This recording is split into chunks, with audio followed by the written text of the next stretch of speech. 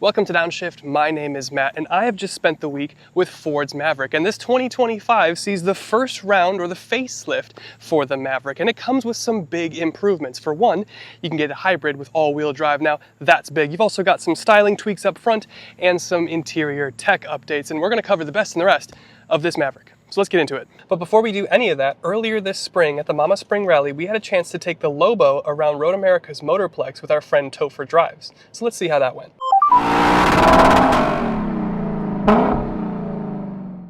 Welcome to the Ford Maverick LOBO. The LOBO. I First didn't gear. love the gearbox on track yesterday. Okay. But it was fairly confident. It was surprisingly confident, actually. I mean, it is an pickup truck It is and truck. at the end of the day, so. Dude, he is an animal. He is. Interesting line he's taking there. He's kicking the tail out into turn one. I don't have a lot of faith in Wisconsin in this competition, seeing what that man is doing. He's sideways as shit. What the That was pimp as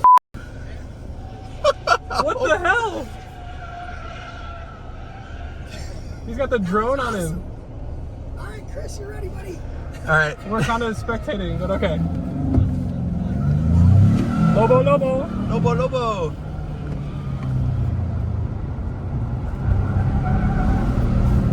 Ooh, this has got a little oversteer to it. Yeah, it'll rotate. Rotates nicely, actually. What is going on in the back seat? Oh yeah!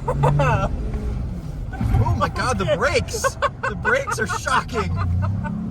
There was nothing there when I went for the brakes. That was terrifying. And then it was all there.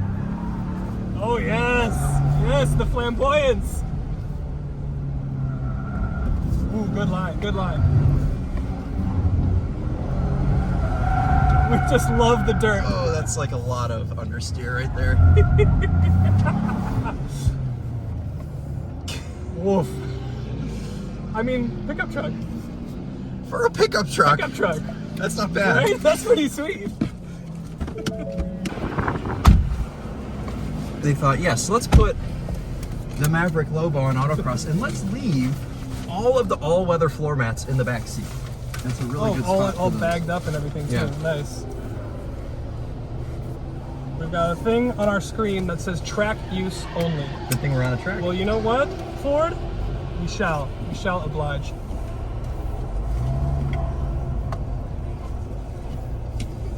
We're good to go. For the glory of America and more importantly, Wisconsin.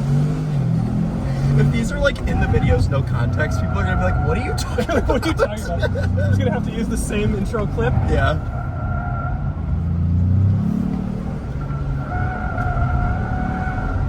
Oh yes. Oh bad. Oh, you're better in this than I am. Oh, I see Brakes? what you mean about the brakes. Sketchy. Though. I do see what you mean about the brakes. It does seem like it's cutting power a little bit. Wow. Hey!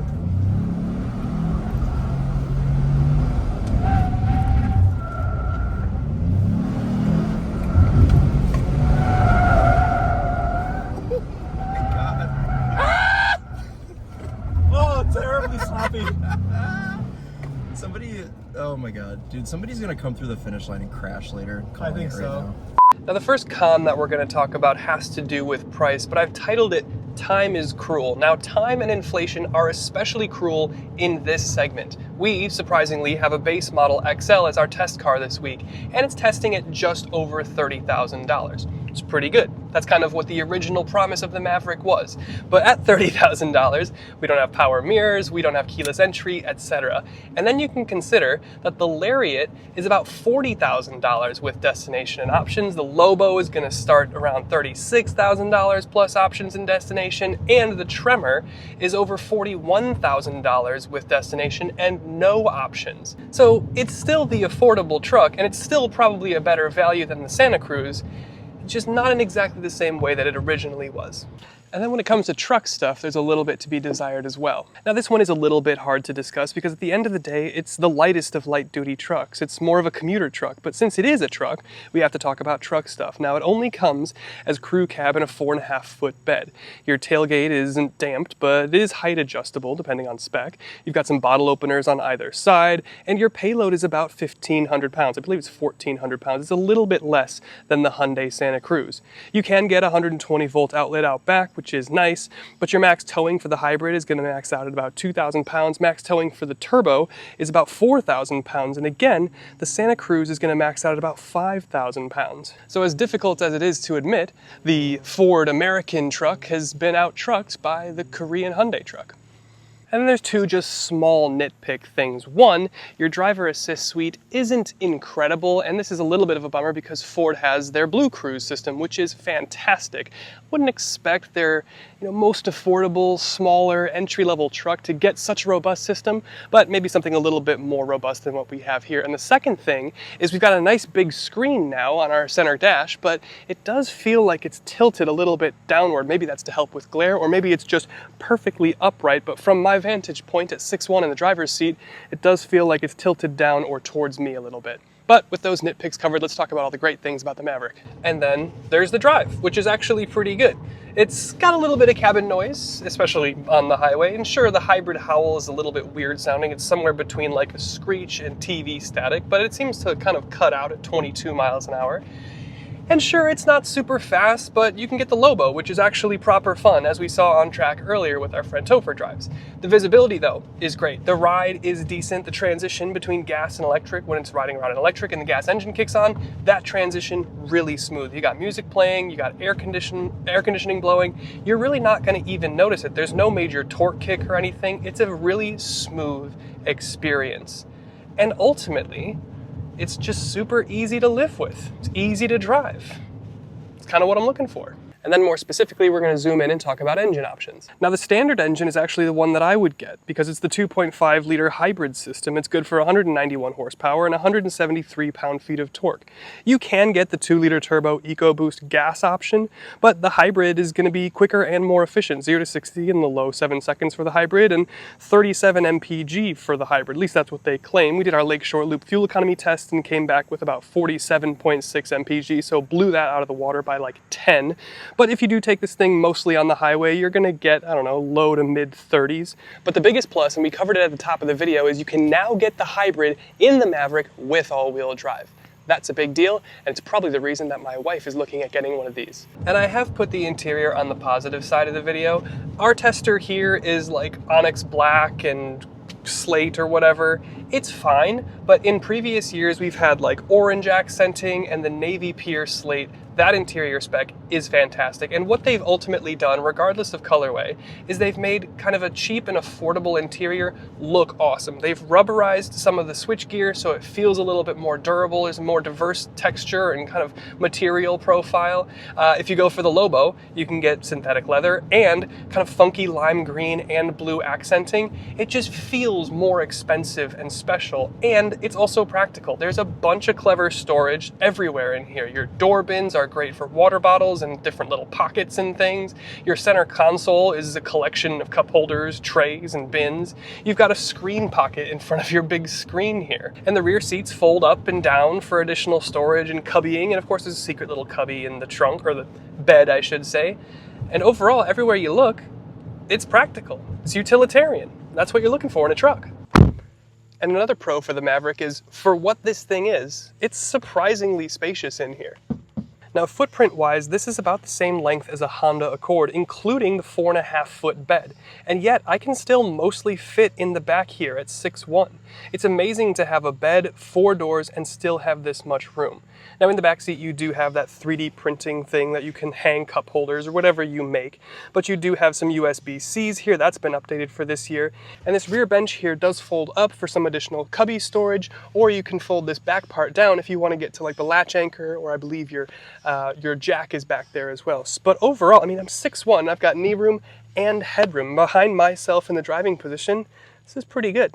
especially for this size. And I will say the tech here in the 2025 is pretty impressive. Now, you're not going to get head-up display. I don't really need that in something like a small micro truck, but I do have a pretty fully digital instrument cluster. It's a nice big screen up here. It gives me loads of customizability and things that I want to see. And then off to its right, I've got the big over 13-inch center screen. It does feel like it's a little tilted down. We talked about that, but still the visibility is nice and it does feel a little bit more ritzy in here. Now that's standard. We're on the base XL trim and we've got this big screen. Wireless Apple CarPlay, Android Auto. You can get 360 cameras if you spend a little bit more money or a bit more money. And you can even get like different apps like YouTube. Like I could watch Downshift videos in here if I wanted to. And again, we're on the base XL trim. So I got no problems with the tech in the Maverick. And finally, like I mentioned at the beginning of the video, the 25 model year is a facelift. And I think some of the changes that they've made go a long way. Up front, we have a new grille that's about 2 inches wider for a more imposing stance. You've got new headlights that more mirror what the F-150 is doing. And you've just got a new face generally up front. And I do like the look. It looks a little bit more expensive and it looks a little bit more truckish, you might say. Around the side, it's a pretty familiar profile with your front fender badge that shows your trim. We've got Steelies on our tester here because we're in the XL, but you can get some different wheels depending on spec. And around back, you've got Maverick stamped into the tailgate. The only thing is, you're not going to get LEDs for your turn signals, front or rear, and you're not going to get LEDs for your taillights. But other than that, I think it's a handsome look, especially if you go for the LOBO and especially if you get those turbofan wheels. Hey guys, real quick, Matt here. Just wanted to say I hope you've been enjoying the video. If you have, would really appreciate you hitting that subscribe button. I know it doesn't seem like a big deal, but it does go a long way in helping us get access to cars sooner and get access to manufacturer engineers so we can get more information on the cars and get you more information so you can make better decisions. So would really appreciate you hitting that subscribe, like, comment, the whole YouTube thing. But with that, let's get back to the video. All right, I'm shuffling over into sport on the weird drive mode buttons. It's not the best sounding thing in the world, but now the gauge cluster is red, or at least some of the things are red. Brakes, I'm regenning heavily into this left-hander. Oh yes, the Contis screaming. Okay, that's enough of that, I think. That is enough of that. That's the hybrid.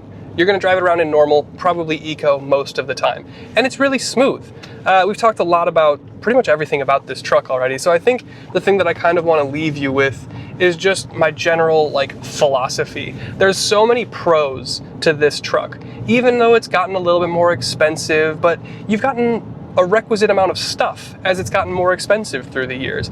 And still, it has one competitor, and it's the Santa Cruz, and you can't get a hybrid in the Santa Cruz, and the Santa Cruz is a lot more money, I believe, or at least it used to be.